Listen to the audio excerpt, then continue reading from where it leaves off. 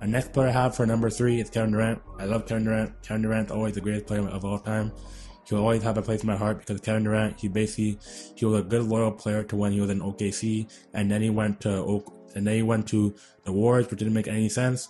But I thought for Kevin Durant, it wasn't a good move. I thought he could have went to many other teams. He could have went to teams like, you can probably say, he could have went back to OKC. He could have went to Washington. He could have went to even Toronto. There's many moves that for him that made sense, but I think Kevin Durant going to the Warriors is the most silliest move of all time. But what can I say? Kevin Durant, honestly, I remember watching back in 2012 my dad, when he played LeBron James in the finals and when he lost.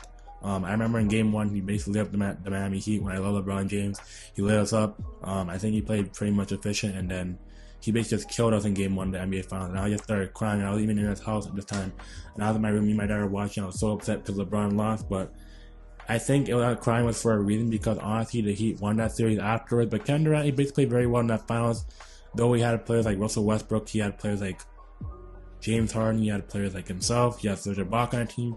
That Thunder team was very much great, and if they stayed together for about 3 or 4 more years, it would have been tough. But like I said, everything happens for a reason. I think that core of Oklahoma City, they should have stayed together. And you had a good core of Russell Westbrook who couldn't play decently. You had players like Harden, you had players like Kevin Durant, and you had players like Serge Ibaka. And all those core players out of the MVP players in Westbrook, Harden, and Kevin Durant, after they separated, they all got MVP. So I think Kevin Durant for that time, honestly, when I liked Kevin Durant, I think I liked him when he got that foot injury, and he had I think it was when he was injured at that time, and I think he got injured, I think it was the Western Conference Finals, or when, I don't know, I think he was coming back from injury, that foot injury, and then I watched that documentary on Kevin Durant and how much hard work he put into rehab.